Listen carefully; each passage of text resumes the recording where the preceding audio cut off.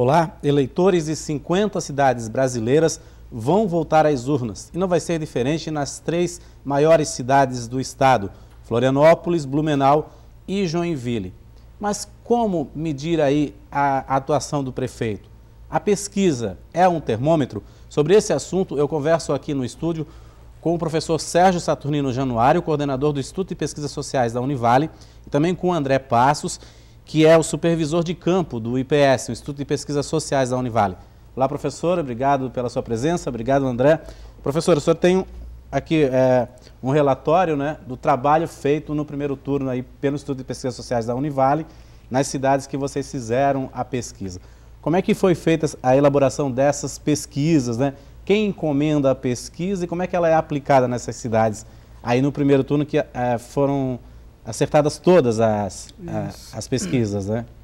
Primeiro quero lhe agradecer o convite, Almeri, é um prazer enorme estar aqui com você e falar agora, depois de tanta turbulência, tanta crítica, tanta coisa que falaram boas e ruins, né, do Instituto, apresentar o resultado.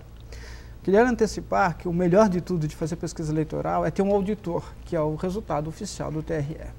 E isso diz se acertamos ou não. Não é mais uma especulação, é um auditor público mesmo. E isso, tanto como em 2008, agora em 2012, tivemos acerto de 100% naqueles que ganharam a eleição. Dissemos que iam ganhar nas nossas pesquisas e de fato ganharam. E depois uma análise de cada um dos resultados para cada das concorrências eleitorais nas cidades que fizemos.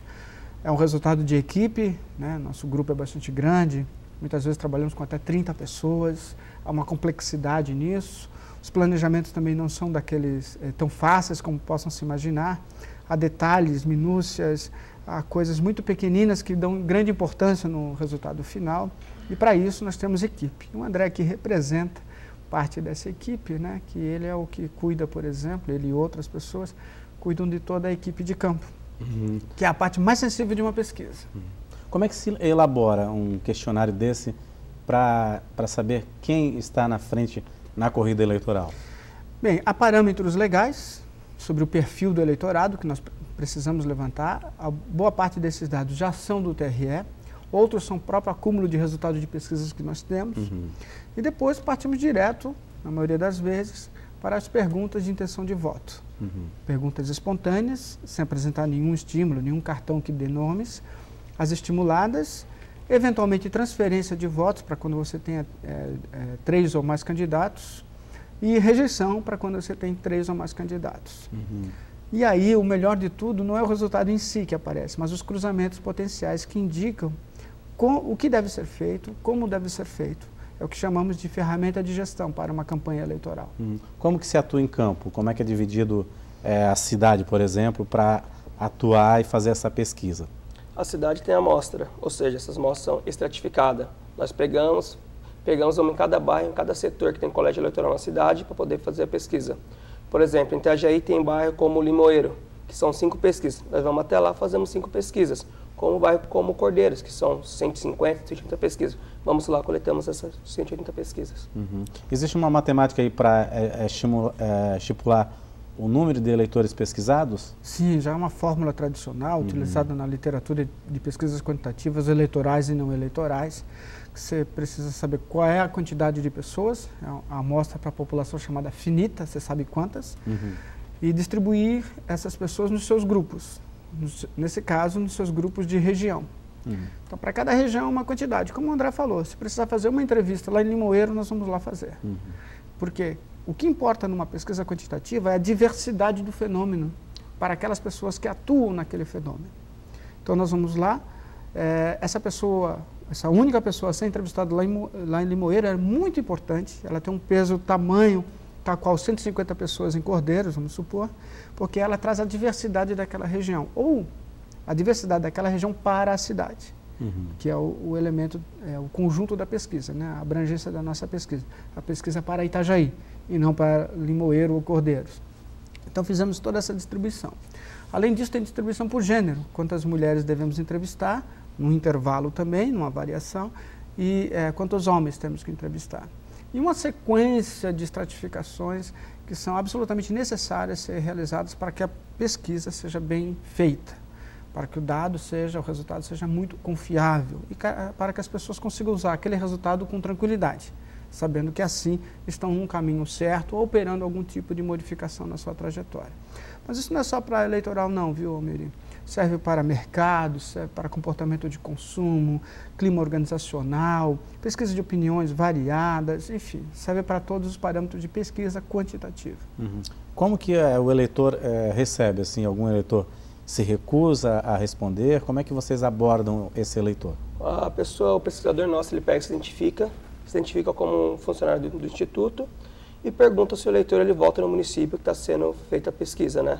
Porque se o eleitor está no Itajaí, mas ele não votar em Itajaí, para a gente não é interessante fazer uma pesquisa eleitoral. Muitas vezes tem recusa, mas como o nosso pesquisador ele treina muito a abordagem, toda a pesquisa recebe um treinamento individual para aquela pesquisa, geralmente as negativas são poucas.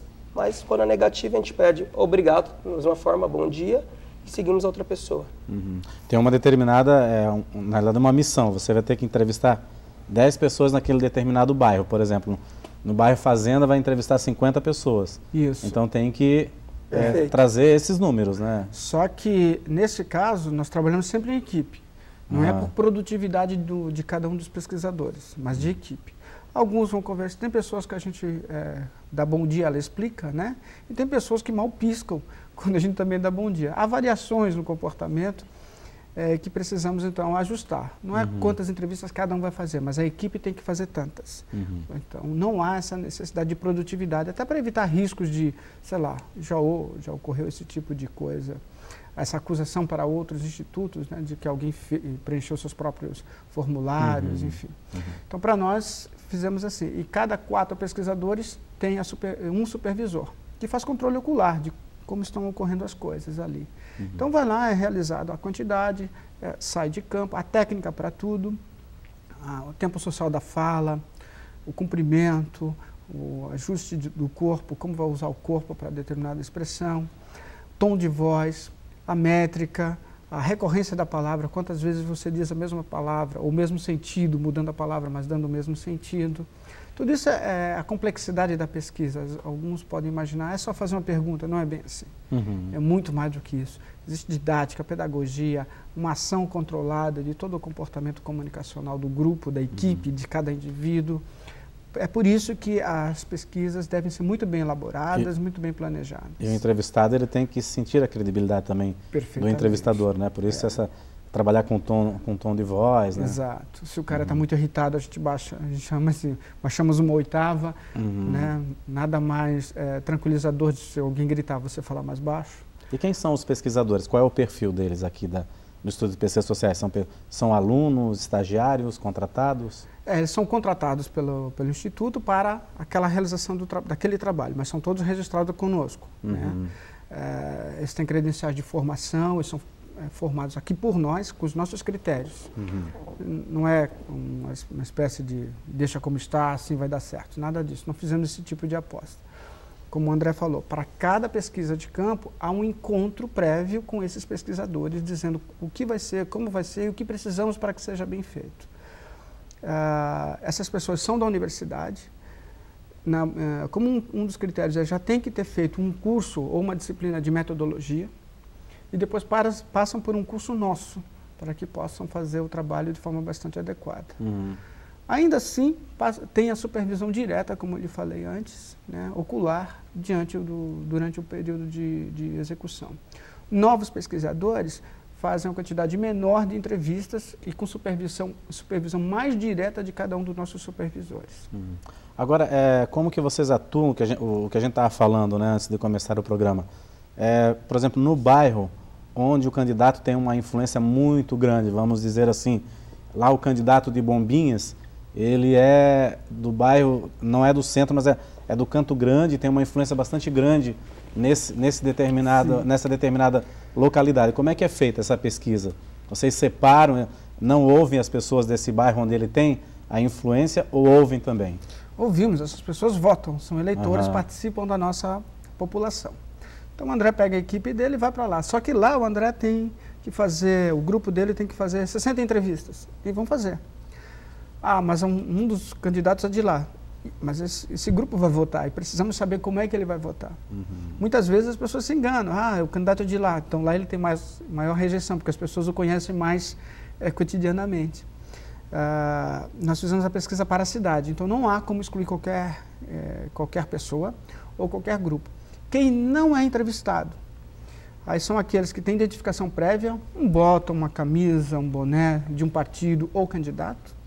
Aqueles que têm carros identificados e saem do carro para dar entrevista. Eles podem até realizar a entrevista, mas aí nós já anulamos. Né? Porque é uma pessoa interessada no resultado. E não é isso que nós queremos. Nós queremos uma pessoa que informe. E acontece muito isso? Vou te dar um exemplo. Acontece. Pessoas, porque todo mundo tem interesse. Então as pessoas elas querem responder a pegar a entrevista. O que acontece? A pessoa vem, nosso pesquisador é orientado a fazer a pesquisa, às vezes não pode fazer uma pesquisa inteira. A pessoa pegar, não querer gerar um tumulto, alguma coisa, e depois ele vai e anula a pesquisa. Exemplo que você falou de estar no bairro, tem um candidato, vamos supor que no bairro tem um comitê do candidato. A gente vai, a gente olha aquela rua, tem aquele comitê, que a gente faz, orienta os pesquisadores a fazer não próximo daquele comitê, faz um pouco mais afastado para ali, faz em outra rua, exatamente para o quê?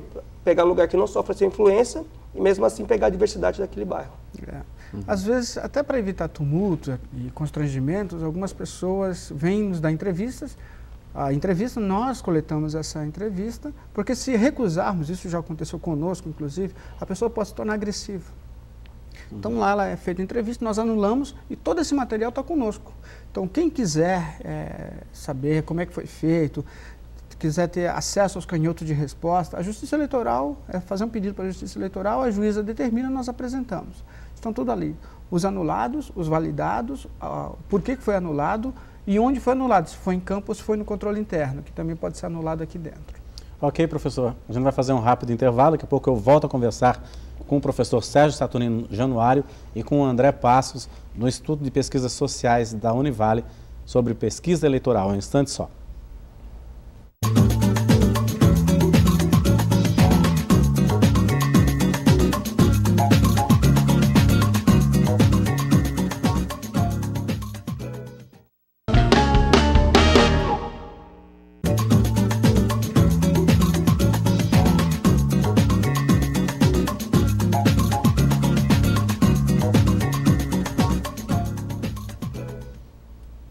Hoje já estamos no segundo bloco do painel Univale, o nosso assunto hoje é pesquisa eleitoral.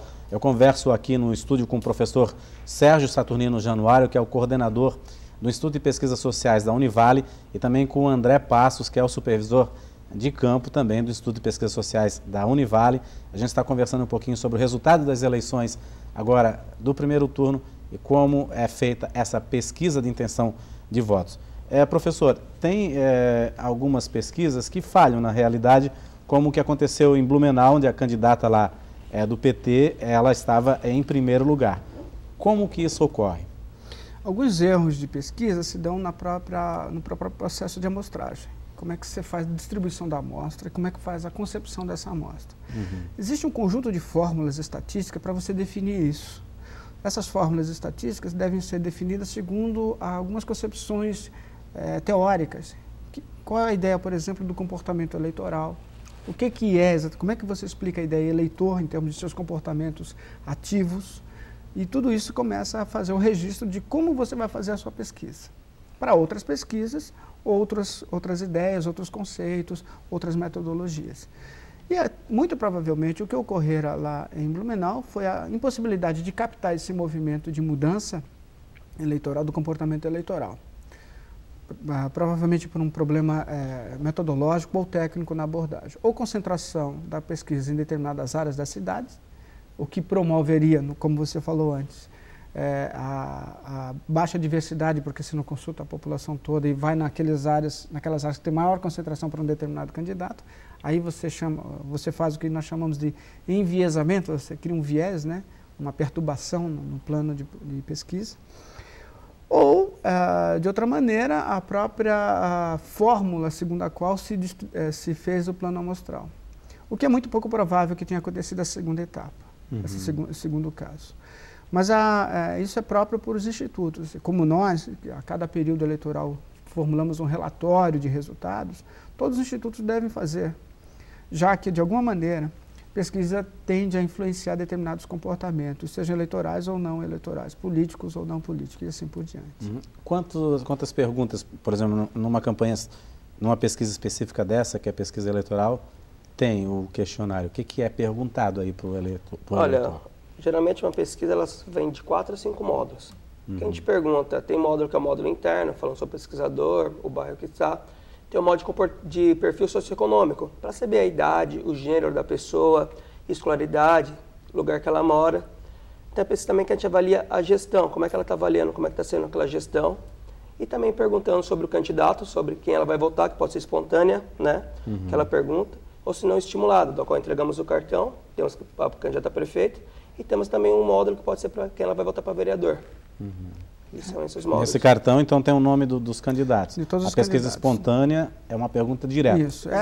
O exemplo o mais simples se as eleições para prefeito fossem hoje e o senhor estivesse saindo agora para votar, em quem o senhor votaria?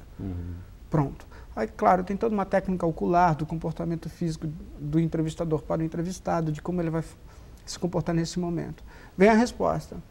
Se você estivesse saindo agora para ir votar para prefeito, e estes aqui deste cartão fossem os candidatos, é entregue um cartão com o nome dos candidatos a prefeito e vice, em qual deles o senhor votaria?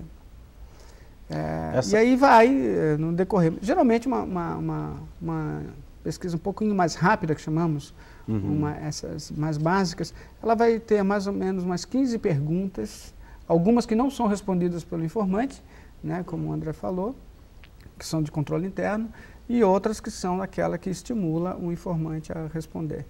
Às vezes nós temos 8 perguntas de perfil e 3 de intenção de voto. Isso tudo é muito importante no fundo, mas enfim. E deixamos essa parte final, a intenção de voto, para o final, justamente porque é o que mais interessa ao informante, né? Embora para nós, para os pesquisadores, para quem elabora e concebe a pesquisa, todas as informações são muito importantes. As pesquisas têm sempre essa margem de erro, né, professor?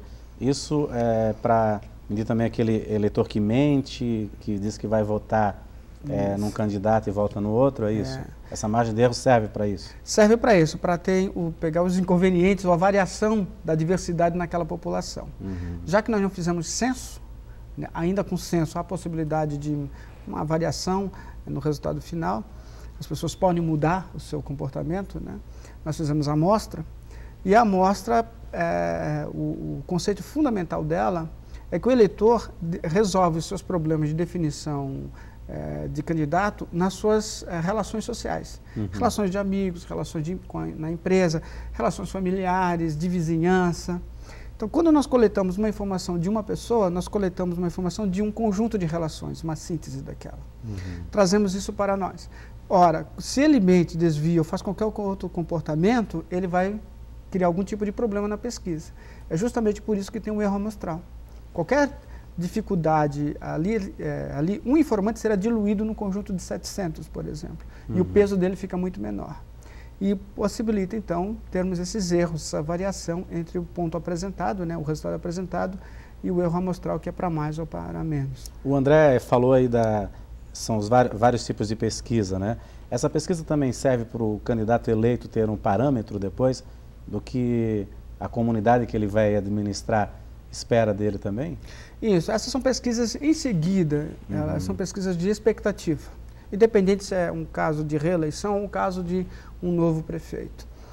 O que é isso? Nos 6 primeiros meses, a população reage em termos das suas esperanças, expectativas, o que ela acha que deve acontecer.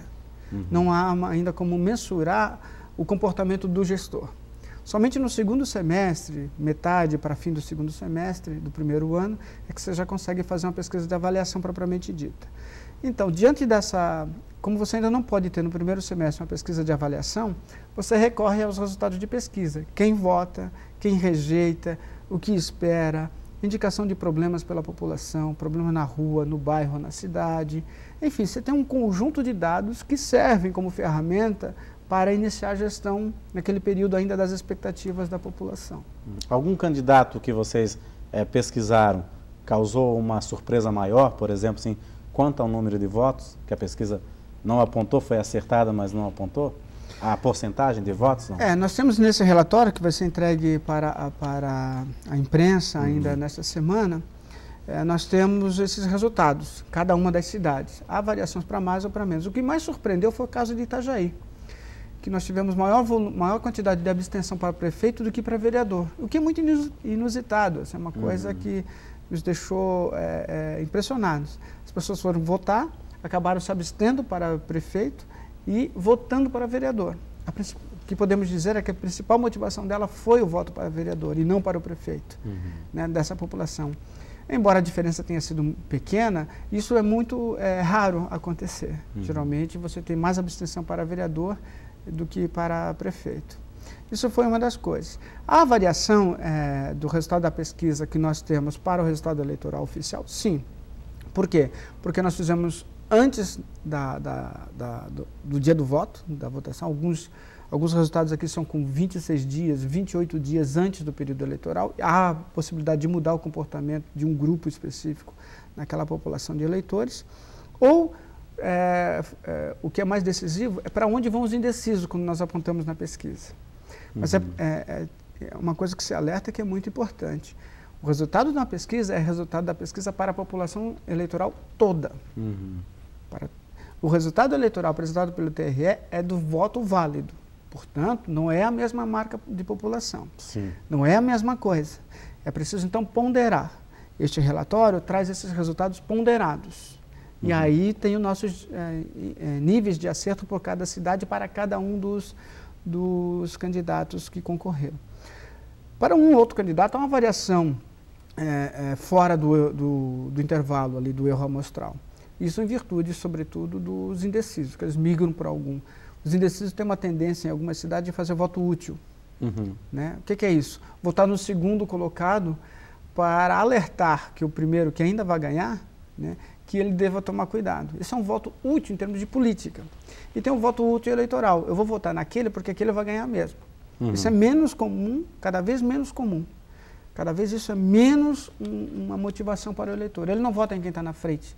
Não é isso que decide. Ele tem fontes variadas, sobretudo com a internet agora. Nós temos uma variável muito importante nesse 2012, que foi o Ficha Limpa. Pela primeira vez ela foi colocada como um dos elementos da eleição. E foi muito importante e variou um pouquinho o comportamento, até que o TRE decidisse se estaria apto ou não. As pessoas não votavam. Quando o TRE decidia, as pessoas motivavam-se o comportamento eleitoral para um candidato ou outro. Isso ocorreu em Itapema, isso ocorreu em Brusque, por exemplo, que são cidades cujo o candidato foi decidido pelo TRE que poderia concorrer um pouco mais tarde. E isso foi uma variável interveniente. Então, são elementos novos que estão aí no processo da campanha eleitoral, no processo eleitoral. O que dá mais trabalho aí? As eleições municipais dão mais trabalho para o pesquisador? Olha, quando está chegando a época da eleição, quando o nervo da população já está à flor da pele, todo mundo dá um pouco mais de trabalho. Por quê?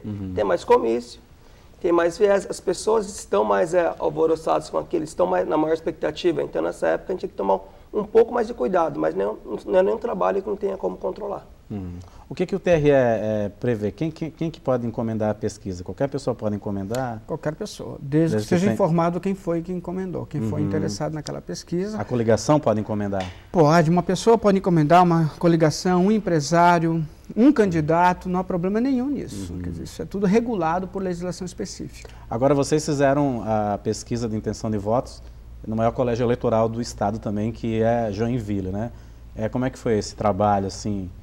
Foi interessante? Então, foi muito interessante. Às vezes a gente fica assim, o que está acontecendo nessa cidade, já que a gente não está lá no cotidiano dela, né?